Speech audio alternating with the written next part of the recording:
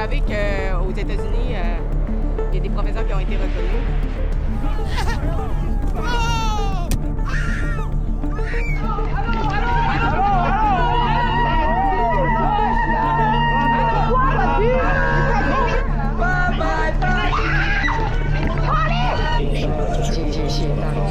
J'ai juste pensé que je t'envoyais où la porte qu'on m'avait envoyée en tant que média.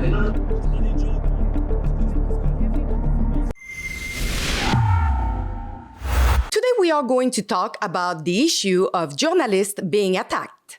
No public figure, whether they are journalists, columnists, or influencer, should ever face harassment or threats. We condemn all such reprehensible actions.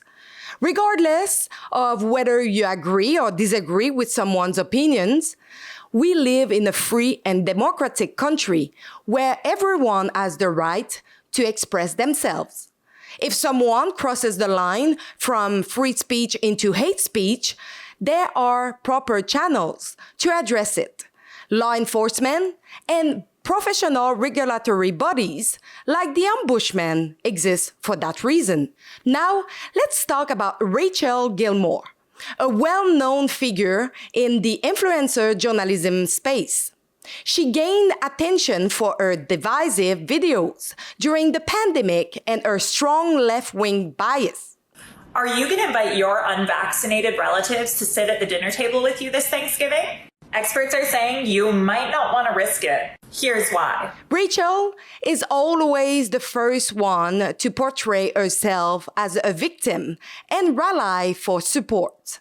But it's a one-way street. When journalists or media outlets she disliked because she labeled them right-wing face similar issues, those same rules don't apply. This is typical behavior from the left. They only defend free speech when it aligns with their views. The first one is how distinctly unfair it is. I remember being so mad because I'm trying to do my job. I'm trying to write an article. I'm trying to set up interviews. I'm trying to call people. I'm trying to do research. I'm trying to actually put the words on paper. And because I am a woman, because that's where a lot of this comes from, and a lot of it is targeted in the fact that I'm a woman. You know, they make jokes. It's funny, like I joke about the pumpkin spice thing, but it's all kind of rooted in this misogyny, right? Yeah. Recently, Rachel was invited to testify at the United Nations about attacks on journalists in Canada.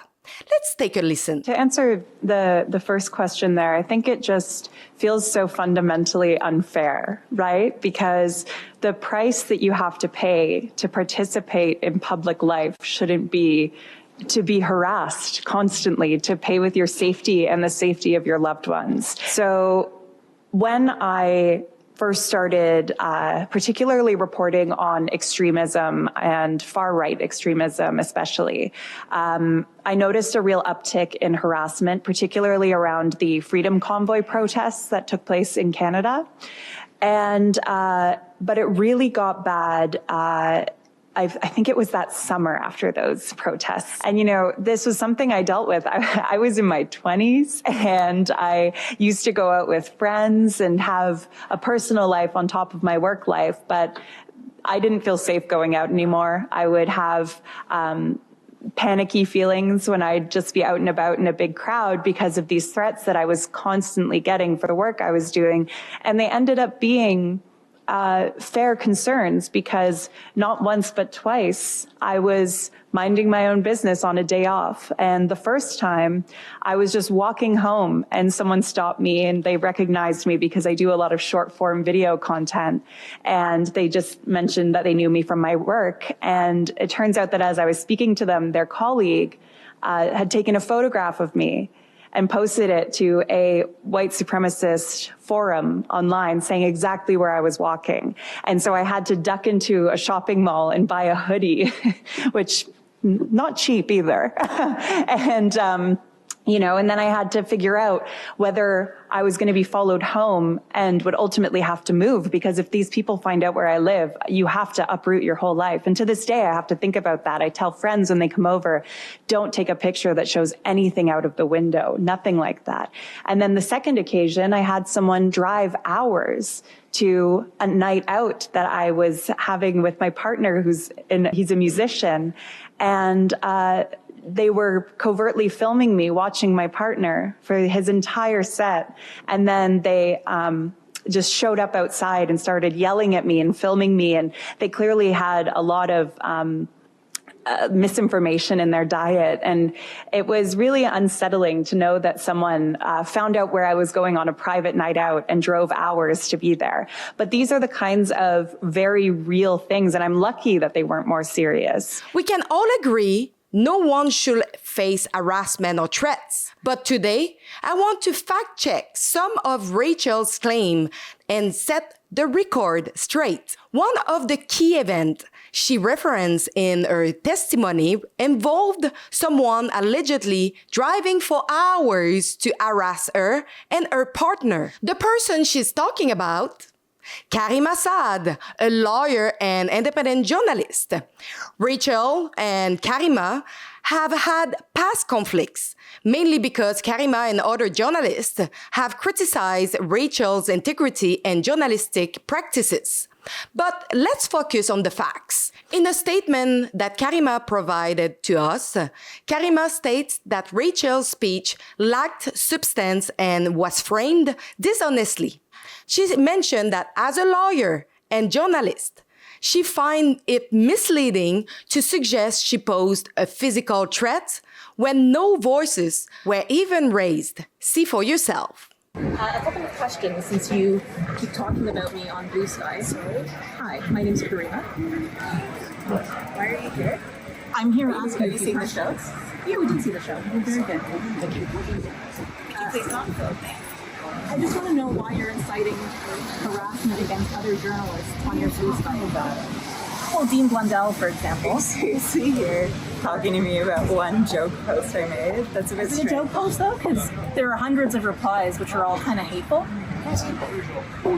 I get that you want to get like your clicks and stuff, but I'm really tired. Oh, no, this is not about clicks for me. For you, maybe. It's really not. But I appreciate you coming and sharing your concerns. It's just you constantly mischaracterize my work. Can you tell me what I got wrong?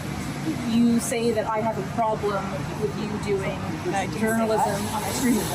You did. I said you took issue with the sources that I used. I do. Who's Tony? Why would I tell you that? Well, because he's I'm a harassing journalist. me. I don't share my sources. So you know who he is, though. Hey, this is weird. Can you please stop? Please don't put your hand in front of me. Okay. Sorry, that's really funny. Caryma also pointed out that Rachel's approach to journalism is closely aligned with violent political activists, including using footage from Dina Sharif, who is currently facing serious charges, such as assaulting police, assault with weapon, and hate-motivated harassment. Given Rachel's outspoken criticism of others, including veteran James Topp, Caryma believes it's fair to question Rachel's own affiliations.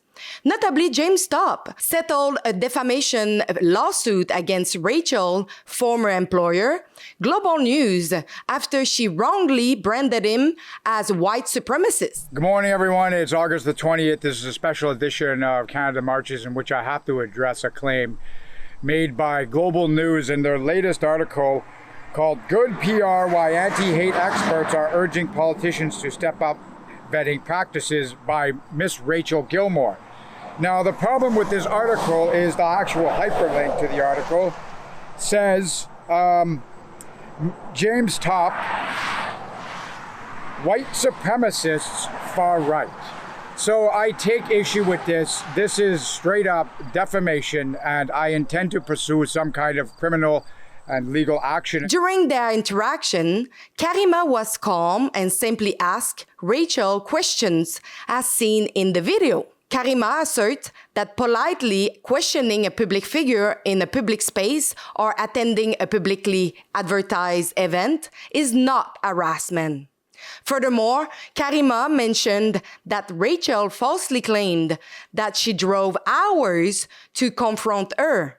In reality, Caryma took a train from Toronto to Ottawa with an incursion in Montreal. The purpose of her trip was to cover Pat King's verdict. Caryma stated she attended a concert the night before court, not to harass Rachel. So no threats were made by Caryma despite what Rachel claimed in her testimony. She should have used other examples instead of framing this interaction as a threat. Now, let's look at the other part of her testimony. Chris Dacey is a citizen journalist who liked to cover events in Ottawa. Yeah, so I would say that when she told that story, I immediately knew about the first story. I immediately knew what she was talking about and the incident that she was talking about before she went to Rideau Center. And I knew that I'd had an interaction with her that day. And immediately, as soon as I heard the way she was characterizing what happened, I also know what happened with the other picture that was posted. And so I know that to be completely a misrepresentation of what actually happened.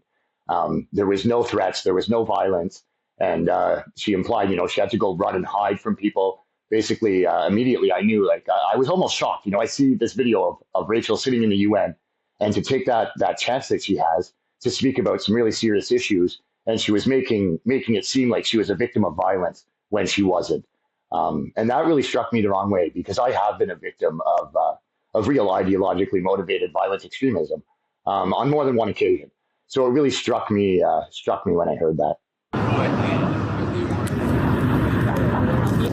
No, good.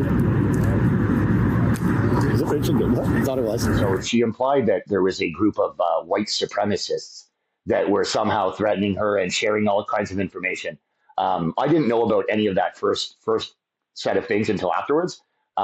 When I saw her after that incident, she said she was terrified. What she actually did is walk straight by the Elgin Street Courthouse, where there was a Freedom Convoy related trial going on. I had been broadcasting from there. And she walked right by me. I posted the video recently, so there's video of it as well.